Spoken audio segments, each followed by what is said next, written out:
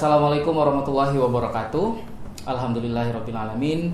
Segala puji bagi Allah subhanahu wa ta'ala yang telah memberikan kita banyak sekali nikmat, di antaranya nikmat sehat dan nikmat sempat, sehingga kita kembali bisa dipertemukan oleh Allah subhanahu wa ta'ala dalam acara Dialog Pakar Islam kali ini. Selawat serta salam semoga selalu tetap tercurahkan kepada junjungan kita Nabi besar Muhammad sallallahu alaihi wasallam. Allahumma sholli wa sallim wa barik alaihi. Baik, pemerhati Prosalina, seperti biasa saya tidak sendiri. Ovan sekarang sudah ada yang menemani seperti edisi-edisi sebelumnya.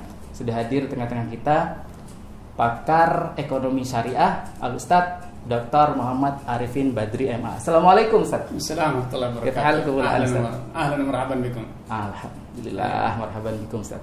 Oke, pemerhati Prosalina, pada edisi kali ini Ustaz, kita akan berdialog tentang topik yang sangat menarik nih Ustaz ya. Baik. Jadi topik yang akan kita bahas kali ini banyak sekali dilakukan oleh masyarakat secara umum.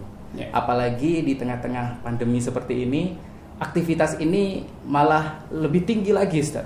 Semakin tinggi ya? Frekuensinya, betul. Dan topik yang akan kita bahas adalah jual beli online. Masya Allah. Nah, ini insya Allah bisa naik ini Ustaz ya, rating Betul. kita kali ini Ustaz, luar biasa Ustaz. Karena insya Allah banyak sekali praktisi jual beli online, baik dari pembeli, dari penjual, yang harus mengerti ilmunya sebelum melakukan. Betul. Seperti itu Ustaz ya. Betul. Dan Ustaz, mengenai jual beli sendiri, ini kan ada beberapa rukun Ustaz ya. Betul. Termasuk diantaranya ada barang, ada harga dan lain-lain gitu Ustaz ya. Betul. Nah, sebenarnya yang paling inti dari jual beli sendiri, sebelum kita masuk ke online-nya gitu Ustaz ya, yang paling inti dari jual beli sendiri itu adalah barangnya Ustaz ya, barang yang diperjualbelikan. Untuk jual beli online sendiri, kira-kira ada barang khusus tidak Ustaz yang diperbolehkan untuk diperjualbelikan atau dilarang? Baik. Ya, jadi gini Mas Afan, yang namanya jual beli online atau offline itu sebetulnya secara prinsip global sama. Itu hanya media. Kalau di offline, di pasar tradisional, kita bertemu langsung dengan pedagang atau penjual. Pedagang bertemu dengan konsumen. Betul. Tetapi itu juga tidak selalu seperti itu. Walaupun di pasar tradisional ada orang yang bertransaksi by telepon, tolong kirim barang ini. Oh, dia transfer. Betul. Zaman sekarang sudah sangat mungkin kan. Dia telepon, ada barang A tidak? Oh ada nih, saya transfer. Saya butuh satu kodi. Iya. Transfer, kemudian dia kirim. Sewa ojek lah atau karyawannya lah yang ngantar ke rumah customer. Itu mungkin terjadi. Betul. Tetapi itu mungkin skalanya kecil ya, jarang. Iya. Di pasar tradisional seringkali orang datang langsung untuk apa? Untuk satu hal yang penting, tawar menawar, mencoba barang dan memilih. Betul. Ya, memilih barang. Kemudian yang juga ini tidak kalah penting dalam berjual beli secara langsung adalah adanya eksperimen, pengalaman sendiri, baik pengalaman mencicipi sekian banyak produk. Dia beli satu produk, tapi dia mencicipi. Dia beli ke toko buah misalnya, dia nyicipi anggur, dia nyicipi mangga, dia nyicipi jeruk, padahal dia hanya beli pepaya. Ya. Ini tidak ada di online ya. Namun ya kita tidak bisa pungkiri, online memiliki kelebihan lain, yaitu kemudahan, memangkas waktu, jarak, dan memberikan pilihan yang lebih luas. Betul. Karena kita memiliki opsi untuk berbelanja dari semua pedagang, bahkan pedagang dari luar negeri. Ya, itu sangat memungkinkan. Nah, sehingga dalam berbicara tentang perdagangan kita, hal yang tadi itu kan sekedar sisi positif, keuntungan, kelebihan, bukan hal yang primer. Hal yang primer itu seperti tadi katakan, rukun jual beli. Rukun jual beli itu secara global ada, atau secara terperinci ada 6, penjual dan pembeli. Kalau salah satunya tidak ada, mungkin tidak akan terjadi transaksi ya. Iya betul Ustaz. Kemudian barang dan uang, barang dan harga, dan kelima dan keenamnya adalah ijab dan kabul. Penawaran dan komitmen dari pihak kedua. Iya. Nah, 6 unsur ini harus terpenuhi. Itu kalau satu tidak terpenuhi maka tidak akan pernah terjadi transaksi. Iya. Nah kemudian salah satu hal kalau kita berbicara tentang online, satu hal yang sangat mencolok dalam bisnis online adalah status kepemilikan. Karena idealnya penjual dan pembeli itu adalah pemilik. Karena jual beli itu adalah satu tindakan hukum. Iya. Sehingga yang berwenang untuk melakukan tindakan itu adalah orang yang memiliki hak. Betul. Kalau penjual dia yang memiliki barang, kalau pembeli dia yang memiliki uang. Iya. Di dunia online ini sulit untuk bisa kita mengetahui siapa pemilik barang. Karena betul. Di skema online ada namanya dropshipping. Betul. Dia tidak punya barang, dia bisa jual beli. Iya. Yang kedua, dia bisa jadi agen informal, agen tapi tidak resmi. Kalau di offline kita tulis agen, distributor, jelas. Betul. Tapi dia bisa jadi ada komitmen, tetapi secara lisan, saya ikut jualkan dia bikin lapak lah. Iya. Atau bisa jadi dia tidak punya sama sekali, dia asal pasang, asal comot gambar. Kita kira dia penjual, padahal dia sudah tangan kelima. Masya dia pun korban orang sebelumnya yang juga asal comot gambar. Iya. Orang sebelumnya korban sebelumnya seperti itu, sehingga ini sisi negatif ya.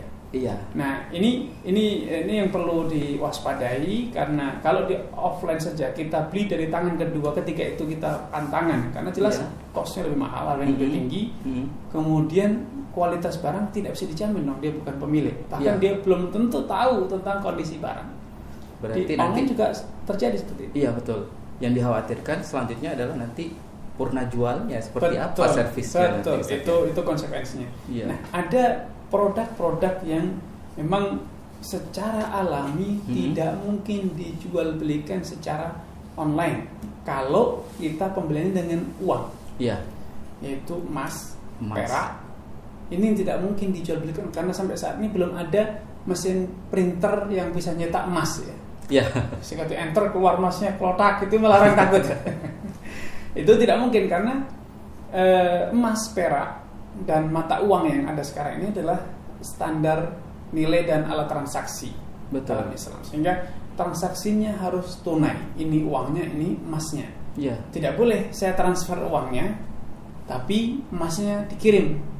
Tidak mungkin itu. Betul. Karena ini riba dalam Islam. Oh, seperti itu Satya. Itu riba, itu yang disebut dengan riba perdagangan atau riba al-buyu. Riba al-buyu. Nah, betul, ini tidak boleh.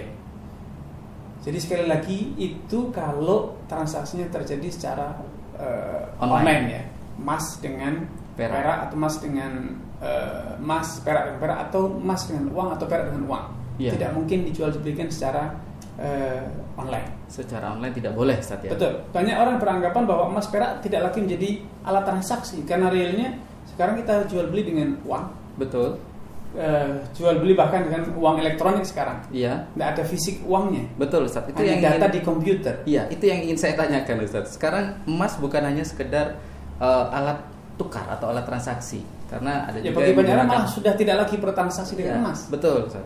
Banyak yang menggunakan emas sebagai perhiasan. Betul. Atau komoditas yang lainnya. Investasi jangka panjang atau jangka menengah. Iya. Beli emas batangan seperti itu. Kalau seperti itu bagaimana, Ustaz? Ya, ini adalah sekilas ya. Tapi sampai saat ini dunia internasional masih tetap menjadikan emas dan perak itu sebagai acuan harga. Iya. Sehingga kalau kita baca perdagangan internasional itu mereka selalu mengaitkan harga kurs dolar, rupiah itu dengan nilai emas internasional. Iya. Dan bahkan sampai saat ini, apalagi di musim krisis macam ini, banyak orang yang punya dana larinya ke emas untuk mengamankan apa? Nilai jual harga uangnya. Nilai inflasi. Nilai yang menghindari inflasi. Betul. Orang sepakat, dunia internasional sepakat bahwa emas adalah memiliki fungsi yang sama dengan mata uang, yaitu mudah untuk dicairkan. Kalau butuh uang cepat, dia dengan cepat bisa menjual, bisa secepat dapat uang. Iya.